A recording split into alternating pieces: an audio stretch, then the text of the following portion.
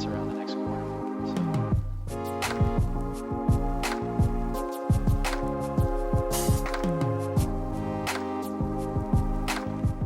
What's your thoughts on the card, and how would you rank it out of 10? Whole card, including prelims. All card, including prelims. I'm going with a 7 out of 10. 7. Really? I'm not rating it that high. Yeah. The second fight, the co-main event, great fight. Wasn't the outcome I wanted. And I feel like those last 2 rounds where he was just holding on, dragging out the time, it just kind of put a damper on the evening. And then main event, the first few rounds were a little bit slow paced. I was hoping for a lot more from Rodriguez. The finish was good. It was great, but it wasn't spectacular. He just caught him and then put him in the corner, laid on him a bit, and then threw a couple of strikes. If I wanted to see that, I'd go watch a Mark Coleman fight from back in the early 2000s. Other than that, Robbie Lawler, he definitely impressed me a lot. And Dan Hooker. Dan Hooker, that fight was great. I didn't see it going that way. I thought he was going to get hurt really bad, really quick. He didn't. And that really impressed me. I thought he could have done a lot better. But he did really put up the pace on that third round, and I really enjoyed watching that. Other than that, the one that we didn't record, the first... The Mexican guy. Yeah. The overhand the right. Mexican guy. Yeah. Overhand right, 17 seconds. Was it 17 seconds? I think it was. Very impressive. Those were the main things that stood out in the card. Main event was a little bit lackluster. Could have been better.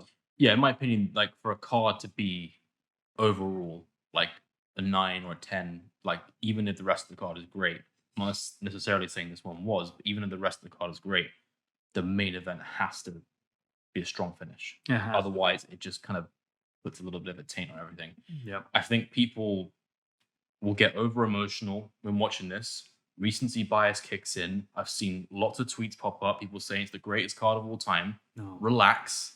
You know, there have been plenty of other cards that have been just as like exciting as this one all the way through in terms of finishes, and they've had better main events and more spectacular main events. Now, that being said, I thought the card overall was very, very good. I'd actually give it 8 out of 10 because I think there was enough consistency throughout the card with finishes and good fights. It was pretty much every single fight was either a finish or was an exciting fight. Points, more or less, apart from maybe one of the other prelims. I don't think there was enough star power. Yeah, so it was lacking that sort of big feel. Like we were saying from the start, me and Nathan were saying from the start, Yair and Volk should have been co-main, and there should have been it was supposed to be Jones Stipe.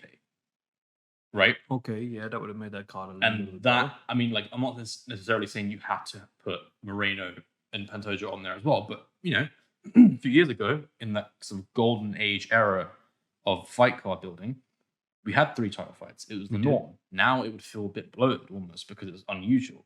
But that is what I think they should have done. So they were able to make that Jones Stipe fight as planned, and then that ended up being an exciting fight. That would have made the card much, much better.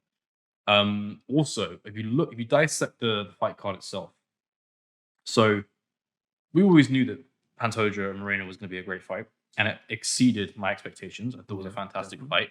I didn't like the way that it ended. Again, similar to how I was saying, with, you know, a main card ending with a fairly lackluster main event is same as a great fight ending in a lackluster round. Yeah. So Pantoja holding on Moreno for like half the round, the body triangle, the ref doing nothing to stop it. Yeah, sort of put a damper on the fight. It's still a fantastic fight, but, you know, the greatest fights of all time, you remember, they're swinging until the very last bell. That's true. What you remember. That's what stands out in people's minds. Like Lawler and Condit swinging until they're both exhausted, the bell goes, and they're both like leaning on the fence afterwards. Yeah. Those are the iconic moments you remember. Yeah, we didn't get that tonight. Yeah, so that's the that's the difficulty. And I'm not like gonna put it, I'm not gonna hate on them too much because they put it all out there, but it falls a slight, millimeter short of greatness because of that reason. So there's that. And also Pantoja was gaffed for most of the fight, which is a bit, Yeah. So the Duplessis fight actually was probably one of the more positive, like shocking signs because I didn't expect it. I didn't expect him to finish Whittaker in the way that he did. And I also kind of knew that the Jalen Turner Hooker fight would be good, but I would say again, it exceeded my expectations. And Hooker winning and being, getting his moments in, definitely caught me by surprise as well. So the moments that caught me by surprise were more impressive than, even the entertaining aspects that I more or less saw coming. The Bo Nickal win was what it was, but again, the opponent was trash, so I can't really give it more props than just it looked good. Kind of forgetting about his fight. Yeah, It was and again, over so quick. Yeah, we kind of expected it to be short.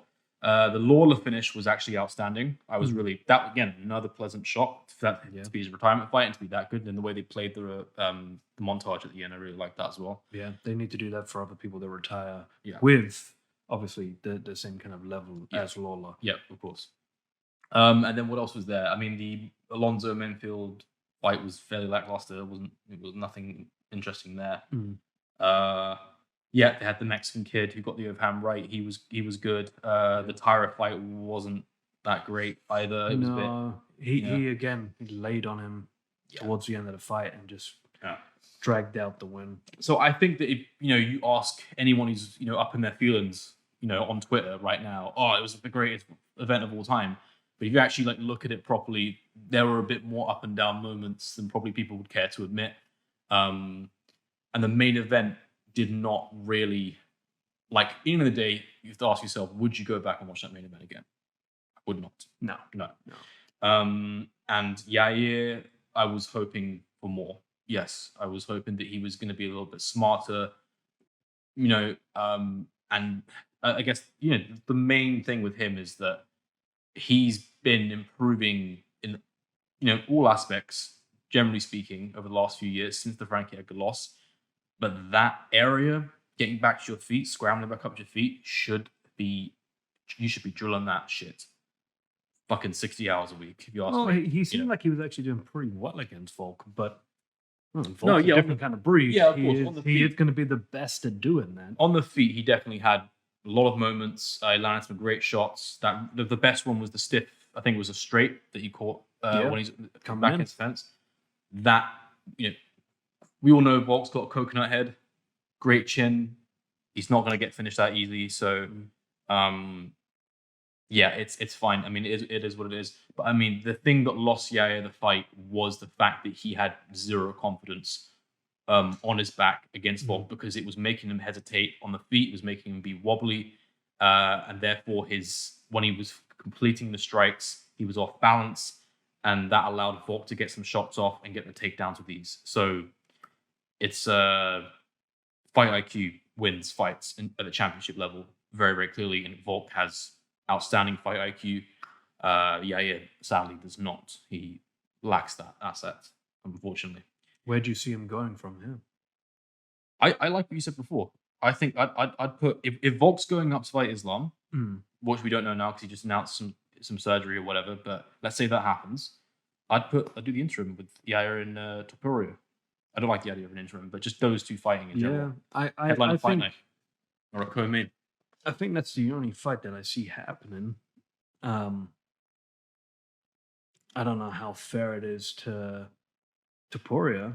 I feel like he deserves his title shot already. Yeah, because he basically has the same credentials of a title shot now as Yair did because they beat the same fighter. Exactly. Although Emmett's stock was damaged after he lost to Yair, so beating him didn't mean as much as it did when Yair beat him. But then again, that's what happened. Yeah. But middleweight desperately needs chaos.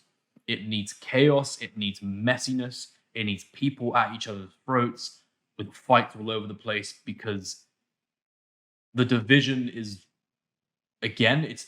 I'm not even gonna say the division is like lacks talent. It's just that middleweights aren't very good. And so a guy like Duplessis is getting to the top because of that reason. Now, I was not impressed with Robert Whittaker's performance tonight at all. I think he completely underestimated Duplessis, didn't take him seriously at all. I think I knew that when I was seeing Whittaker's head movement on display. He had good head movement, but what that told me was that he dedicated his training to being able to effortlessly slip Duplessis's crazy and sloppy punches and then basically do whatever he wants after that. And that tells me that he was anticipating that Duplessis was only going to be able to throw sloppy punches that were going to be easily to duck and dodge. And that tells me he underestimated his skill set. And it was very evident because that stiff jab that Duplessis caught him with, he did not see coming at all. And there are a number of other things that happened in that fight where Rob just wasn't, he wasn't as defensively sound as he should have been because he didn't see the threats coming. But give Duplessis his due. He might be awkward. He might look like he's drunk when he fights, but the guy wins somehow. I don't know how it happens, but he keeps fucking winning. Actually, kind of think that Duplessis has a chance of being a credible chance of being Izzy, and it's the same reason he beat Rob. It's just awkward and all over the place, and because Izzy does not. You got to bear in mind he took down Whittaker in this fight with a very unorthodox takedown. Now Whittaker is known for having some of the best takedown defense in the game. Okay. If Izzy is training takedown defense, he's training classic traditional takedown attempts on him.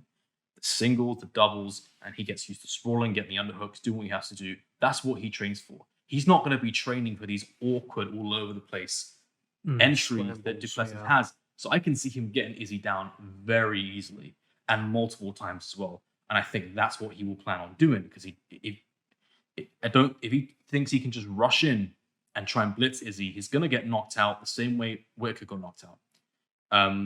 But if he's smart and he goes in and he gets the body locks and he does these awkward little trips or like swings him down and then just starts battering him the way he did Darren Till, could be a bad night for Izzy. It could. I can see it happening. I can see him getting a submission over Izzy. But the way he fights, the stepping in, the stepping out, in is bad. I think he could get caught very similar to Paulo Costa. Yeah. Got hit real hard, and that was it. His entire game plan went out the window, and I can see that happening. But we'll have to wait and see. What happens with Whittaker now? Is he done? Are we just going to put him in the back? Do you think he could go to welterweight? Well, he used to be welterweight. He started off there and he didn't do the best. Beaten by Wonder Boy. Yeah, but he wasn't the fight he was today. Yeah, of course. But that's a lot of muscle. That's a lot of weight. And he's old. To try and drop... Was he 33? I think so. Yeah. To try and drop... Yeah, it's tough going to weight when you're 33 from middleweight. Sure. I don't see him lasting too much longer in middleweight. And I don't see him being able to make it to welterweight. Without a doubt the worst loss of his career. Like, it was really bad.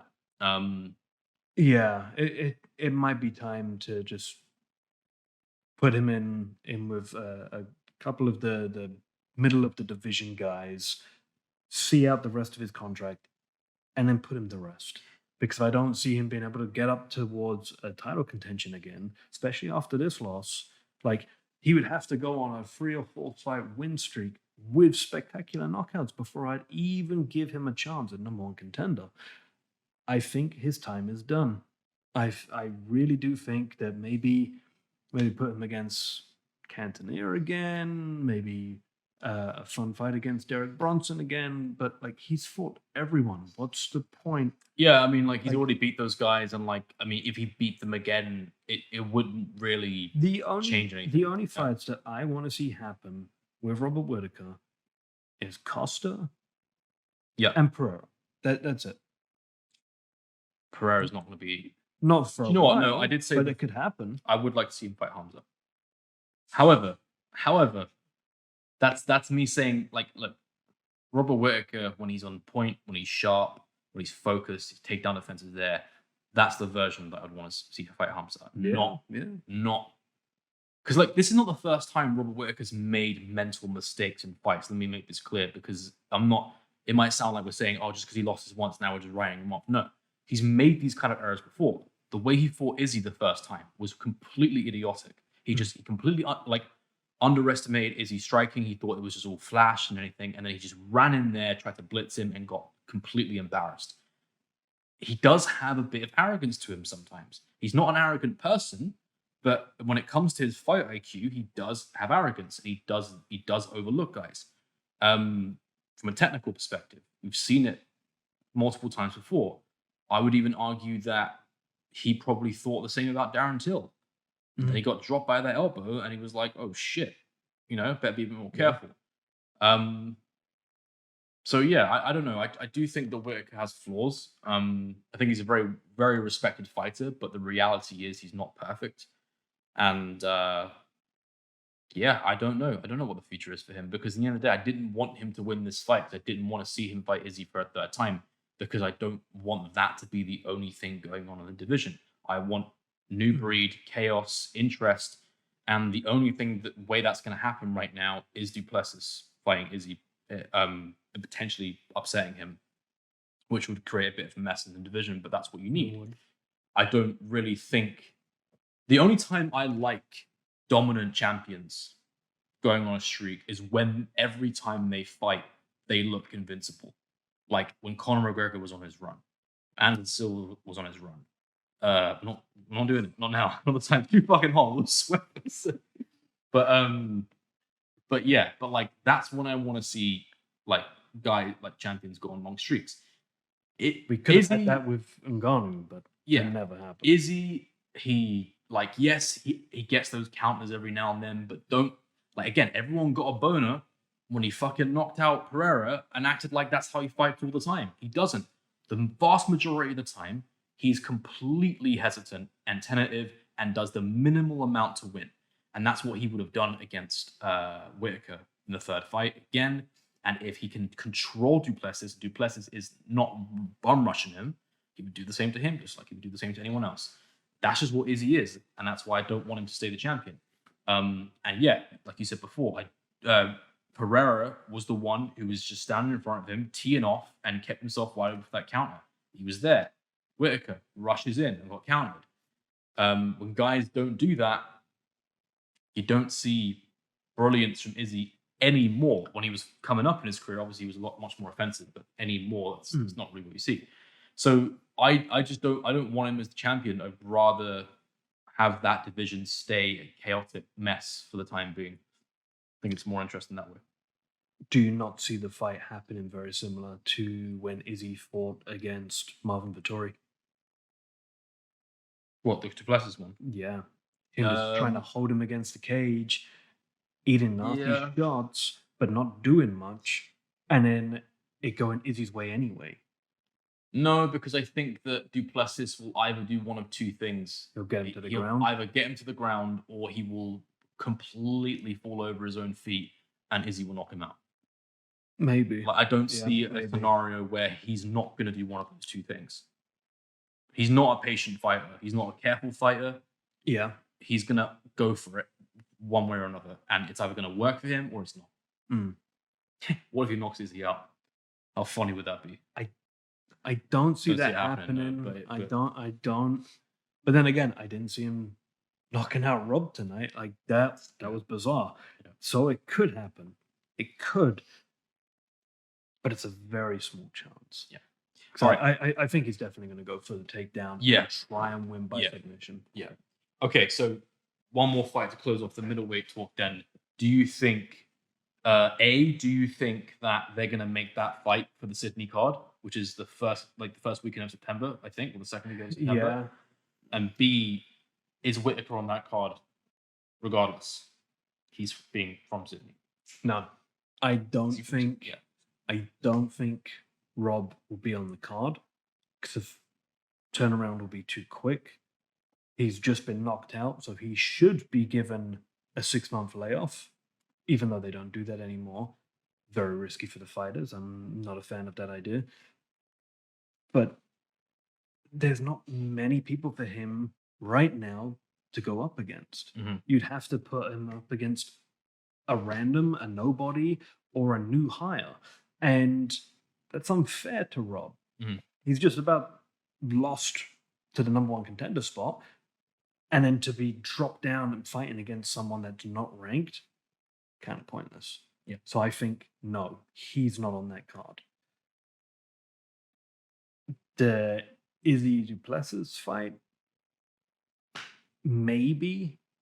Because I don't would- think it would be Volk's not going to be on that card now. no, with him Definitely saying not. that there's an injury on Yeah. his arm, whatever. And even the Islam being next month, yeah, it has to be Izzy defense. who else? If you Top wanted, 10? if you wanted to rush him, wouldn't you give him and just give him someone from that top 15? Wouldn't you give him Derek Brunson? Because by all measure, No. he should be able to out wrestle Derek Brunson. So it's a true testament. If he thinks he's really that good, I think that give one. him someone who's like Brunson's like 40 whatever, isn't he? So Yeah, if I wanted to rush him though, I probably wouldn't put him against Brunson, only because there's a small chance the Brunson that is powerful shows up to the fight. He was not meant to win against Kevin Holland, and he destroyed him. Mhm. And I feel like that could happen. Bo is a much better wrestler, so it probably wouldn't happen the same way. He could get clipped, he could get hurt, he could gas.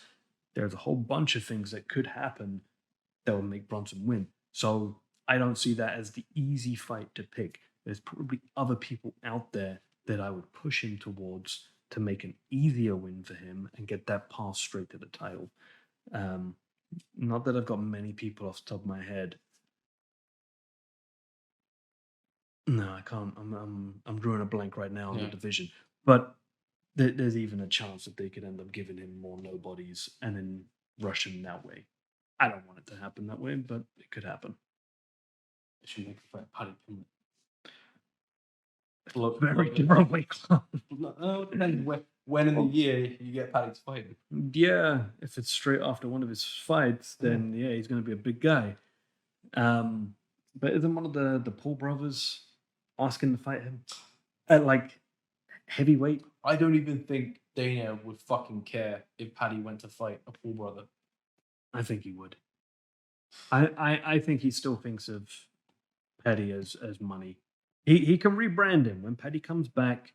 Just keep him away from that guy, and just have him fighting other bums. And Dana's going to be happy. One more question about Bo Nickal.